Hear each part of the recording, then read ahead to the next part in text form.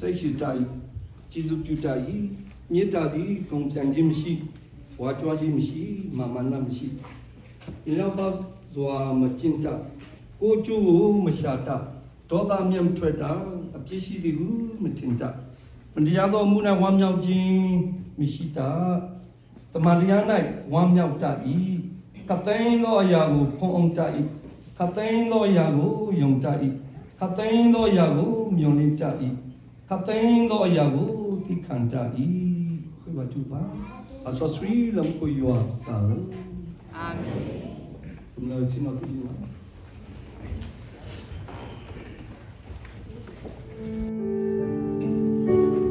Your strength of joy, make the machine of the no man. Love me never to yes, I may.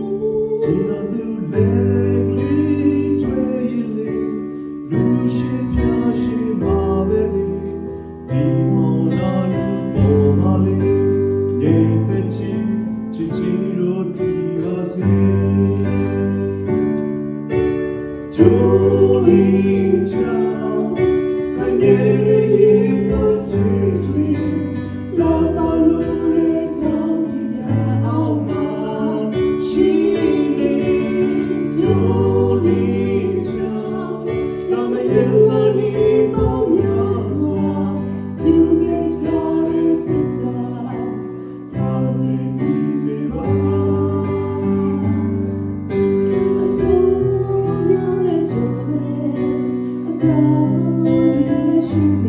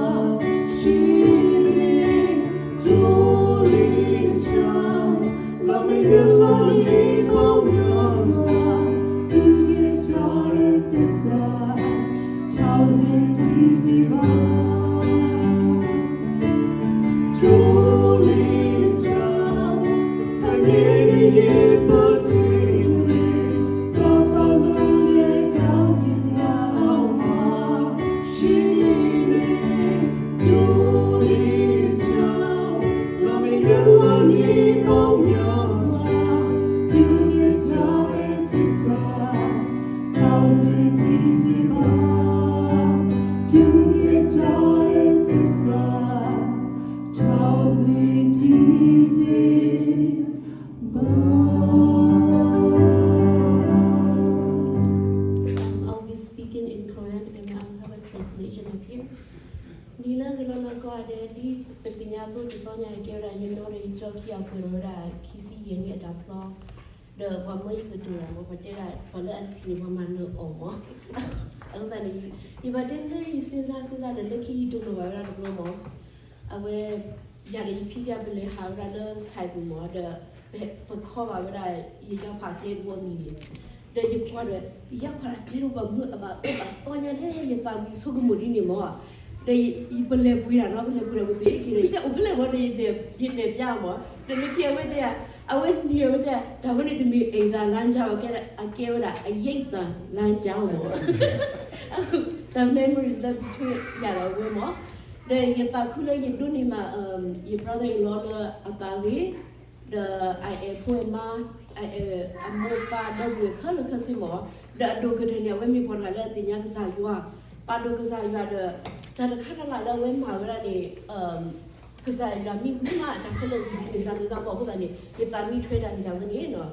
The Kikata kind of Dakisi and a dog, I would think a couple of that. Dakota came in the honeymoon state that over the one with all of the people, no, couple of the Sakurani. Then you put them for the dinner. I went over the one but I'm not getting couple of the Sakurani. They have Papa Kiva. I said, I can't say that I put on it, so give up on it, you know, but if I get on it. Where on the coast, he was not with a cheduma. That was the situation. I can't look at the year to get it. The people look at Sarah, I went and looked about with a mula. But I thought not the papa. You know, you didn't come like you just here when it was a betino. Standing the pop with the Nakin, I was the who class he looked at that, or told that you was had near with any. TV Bagdadi Kisi the woman of the swimming up I pray that you will continue and with the other Tivadilla, you have other name the Sally Trinilla.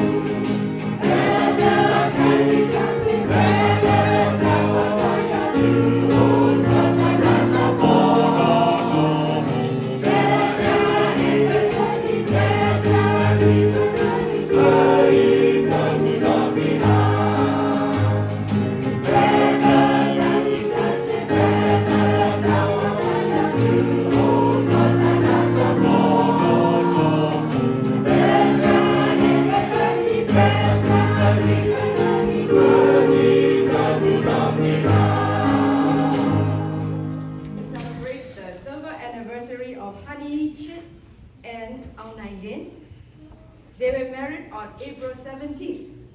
2000 in Daegu, Myanmar. In Western countries,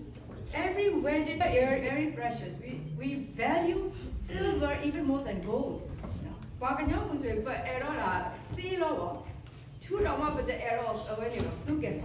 We like to use silver more than gold. So silver is a very important milestone in your married life. 290 miles by foot, by car, by plane, and finally to Bakersfield by car. And you have been married roughly 9,126 days today.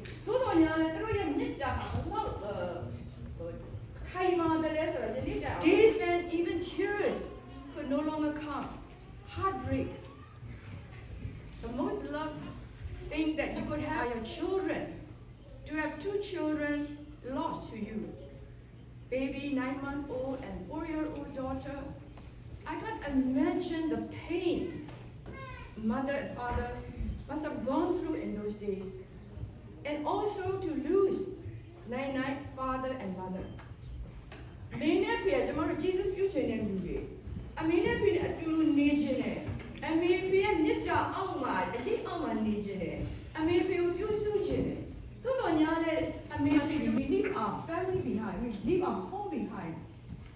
We leave our people behind. Leaving Burma also is a great sadness for all of us. So I can imagine those stormy days that you have to go through. Goes together with faithfulness. Today I wear blue. I see a lot of red, and very good is red, the color of love. But I'm wearing blue because, like love, blue is true. Blue is true. Love without faithfulness never said, honey, aku tiada le nenek ola ni ha. Sebenarnya nenek sudah ni. Naya nenek kaya je, tak ada macam tu. They didn't say that. In spite of all the, in spite of getting older, you don't want to advise. Honey is the most beautiful woman in your life. And Nai is all right now, they can't have it now. Yes, you know, choose them all. Because he chose Nai member. He's the most handsome person. Even today, after 25 years, they are together. May you continue through your married life, sharing love with each other, with family 2050. God be with you. Go to the Lord in prayer. Precious Heavenly Father, we come to you with thanksgiving for the blessings that you have given Brother Amnaili and Sister Honey together throughout their 25 years. Lord, we thank you for your constant presence and unfailing love that you have given them through their marriage, through thick and thin. We pray that you will bless their marriage with love, patience, gentleness, kindness, peace, and understanding. Help them for giving them their only and precious daughter, Jessamine. We pray that she will fear you and walk in the paths of your righteousness. May your hand be upon her and guide her throughout her academic and career. And I pray that she will be found faithful and obedient to you. Bless Aunaili and Henny at their jobs. May they be a light for their love and support during this joyous occasion. And help us to love you more in your precious Son, Jesus' name. Amen. Thank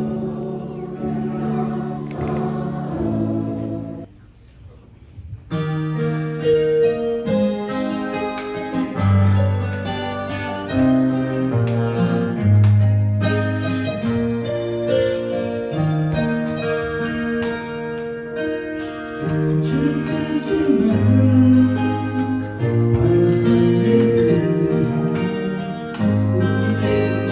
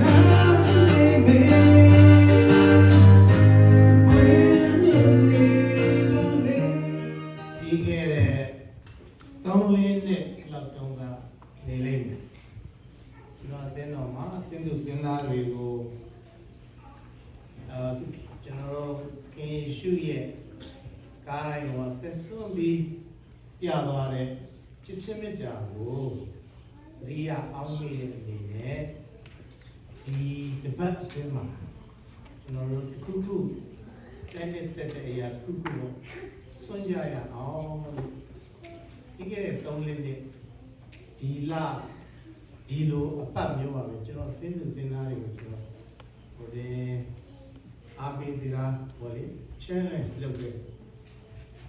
ကျွန်တော်တို့ဘာရတော့မဟုတ်ဘူးကိုရောရဲ့ချစ်ချင်းမြတ်တာကိုအသက်ဆုံးပြီးပြသွားခဲ့တယ်ကိုရောရဲ့ချစ်ချင်းမြတ်တာကိုအောင်းမိတဲ့အနေနဲ့ဒီဖတ်တော့ဆုံးပြီးရှောင်ကြည့်ရအောင်ဘုရားခင်ချစ်ချင်းမြတ်တာအောင်းမိလို့မရှိရလဲတောက်တိုင်တယ်ဒီတစ်ဖက်တော့ရှောင်ကြည့်ပါဆိုတော့ကျွန်တော်အားပေးတော့ဘုရားရှိခိုးပြီးတော့ကျွန်တော်ပြန်ဆင်းလာတော့ဟာနီကလူမျိုးလိုက်ပြောတယ်ကျမတို့ကျမယောက်ျားကိုစုံတယ်ကျမတို့စုံနေတော့ဘုန်းကြီးမှုတော့ရွာပတ်ပြီဒီစကားနဲ့များဒီလေများများကွဲလိုက်တာဘုန်းကြီးမှုရွာပတ်တာလိုက်ရွာအမှုဘုန်းကြီးပတ်ပြီလို့တော်ကြီးကျွန်တော်စိုးရင်တော့တော်သေးတယ်နောက်ပတ်ကျတော့သူတို့လေများများတူချလိုက်ရှိတော့အဲ့ဒီမှာကြာလည်းကျွန်တော်စိတ်အေးသွားတယ်လေမကွဲပါဘူးလို့မကွဲတဲ့အပြင်သူရဲ့ချစ်ချင်းမေတ္တာကိုဒါဟောတယ်ပြန်ပြီးတော့မှပြည့်တယ်အဲ့ဒါကြောင့်ဒီမှာသူတို့ဒီခါတော့ကောင်းကောင်းလို့ဆိုတော့ကျွန်တော်လည်းကောင်းကောင်းလို့ဆိုတော့အခုကမိသားစုညီကောင်မောင်နှမအနေနဲ့လည်းတန်တန်ဝိုင်းဖြစ်တယ်နောက်တော့ဒီတင်းသူတင်းသားများရဲ့ရှိပြားရှိမှလည်းဖြစ်တဲ့ဖြစ်ကြောင့်ကိုကျွန်တော်ဒီချာပြုကြအောင်လို့ဒီခါတိုင်းဆိုလို့ရှိရင်ကျွန်တော်ဒီသူတို့ grade ပြုတဲ့grade ပြုချက်ကိုကျွန်တော်ဖတ်ပြတော့မှကျွန်တော်ဝန်ခံရင်ဝဲအဲ့မဲ့ကိုတော့သူတို့ကိုယ်တိုင်ပြောခိုင်းတယ်အားလုံးလေးကြောက်ဆိုတော့မှသူတို့ကိုယ်တိုင်ပြောခိုင်းတယ်တော့25နှစ်အချိန်တိုင်းပြုခဲ့တော့လွန်ခဲ့သော25နှစ်ချိန်ပြုခဲ့သော grade သစ္စာအတိုင်း ဂတိသစ္စာတိုင်း ဒီခုတွင်လည်း ဒီခုတွင်လည်း ကျွန်တော် online လင်းသည် ကျွန်တော်အောင်နိုင်နေပြီ ဟာနီကို ဒီလို ကျွန်တော်ဤဇနီးဖြစ် ကျွန်တော်စီနီးဖြစ် သိမ့်ပိုက်ပြီးတယ် ပိတ်ပတ်ပြီး ဒီနေ့ကစ၍ ဒီနေ့မှစားတယ် အသက်ကုန်ဆုံးသည့်တိုင်အောင် တက္ကုံဆုံးပြီးတော့ ဘဝတစ်လျှောက်လုံး ဘဝတစ်ချောင်းလုံး ဒါယာဒီဖြစ်စေ အ တာယာသည်ဖြစ်စေ ကြံတန်ခက်ခဲသည်ဖြစ်စေ ကျန်တဲ့ကဲသည်ဖြစ်စေ ချမ်းသာသည်ဖြစ်စေတော့15နှစ် ခဲ့တော့ဒီဆက်လာနေ အချိန်၌ပြုခဲ့သော အချိန်လိုက်ကြည့်ခဲ့တော့ ဂရိသစ္စာအတိုင်း ဒီသစ္စာကြောင့် ခုတွင်လည်း ဒီနေ့ ကျမဟာနေသည် ကျွန်တော်ဟာနေပြီး ကိုအောင်နိုင်ရင်းကို ကိုယ်တော်လေးကို ကျွန်တော်ဤလင်ပြောက်ကြားအနေဖြင့်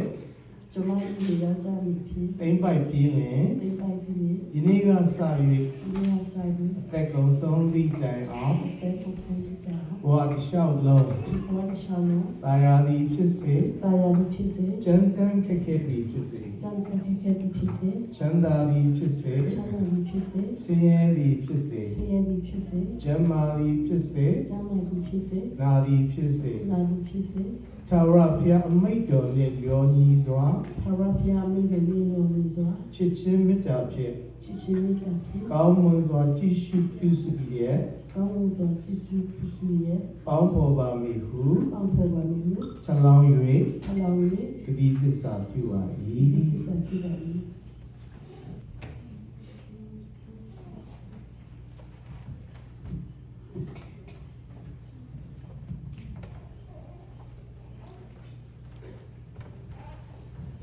ဒီကျွန်တော်တို့တက်တည်နေတယ်ပေါ့လေသူတို့အနေနဲ့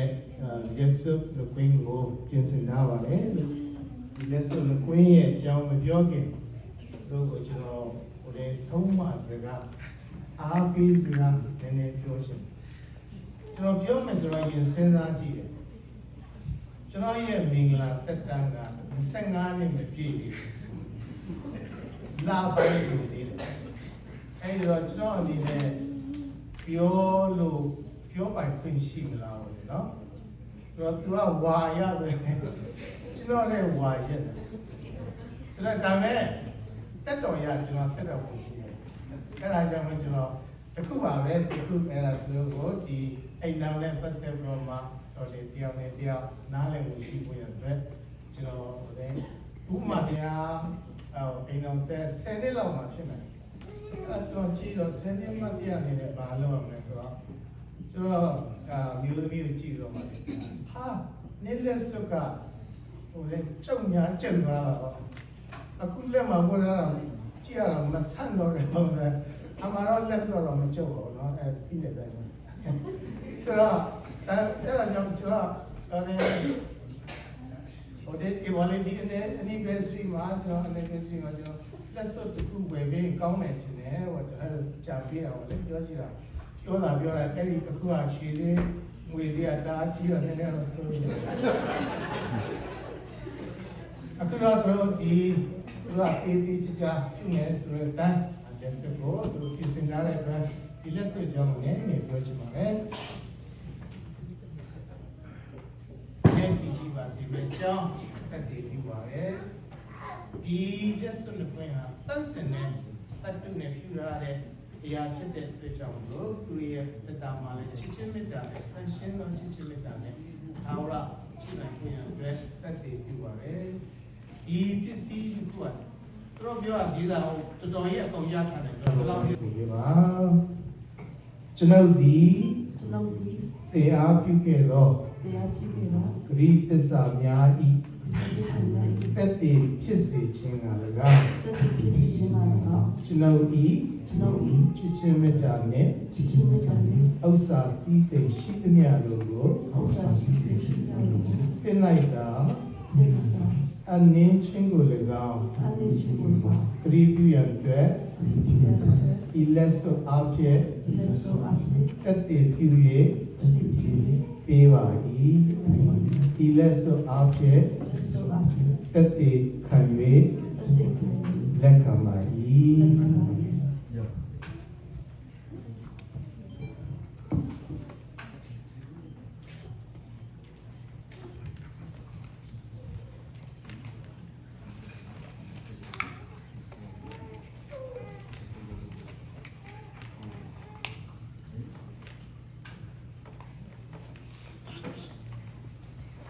คุณครู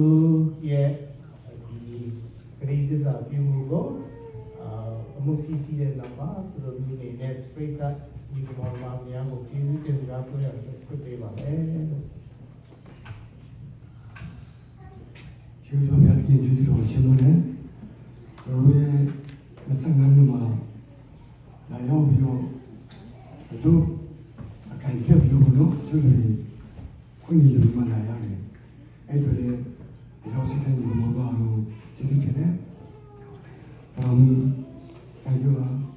from thank you claro sabu odiamu sabiamu ano thank you ha to pay la to switch the job thank you odua to switch the job la me yao baado dine to ne tege ni ko lo beကျွန်တော်အမေရိကန်ရောက်တယ်အခုဖြစ်နေကြတဲ့ဒုက္ခကြီးရဲ့အချိန်လေးဘုရားပြန်လို့တိုင်းယူဘုရားအယောစီအောင်လို့ပြန်ကြည့်အကြီးကြီးကောင်းကြီးပြီးပါစေ ဒီနေ့မှာဘုရားသခင်ရဲ့ရှေ့ဤပရိသတ်ဤရှေ့မှာပြောနေတော့အောင်နိုင်လင်းနဲ့အမီတို့သည်ထေမြန်းမင်္ဂလာဂရိသစ္စာကိုထလောင်းပြုခဲ့ကြပြီးဖြစ်သည့်အတိုင်းအစင်တာရဒီတန်ခိုင်မြဲသောအိမ်တော်မိသားစုဖြစ်စေခြင်းကကျွန်ုပ်သည်ဖျားသခင်၏ဓမ္မဝန်ဆောင်ပြုနေဖြစ်ခမည်းတော်သားတော်သရှင်သောဝိညာဉ်တော်သုံးပါးစုတည်းသောဖျားသခင်၏နာမတော်၌ကောင်းကြီးပေးပါ၏ဖျားသခင်ဆုံးဖက်တော်မူသောအရာကိုလူတို့မခွဲမခွာစေနဲ့အာမင်ဒီမြောက်ဖြစ်တဲ့အတွက်နောက်ဆုံးနေတော့ဒီမှာသူတို့လှုပ်လှုပ်ထားရှိတယ် You may kiss the bride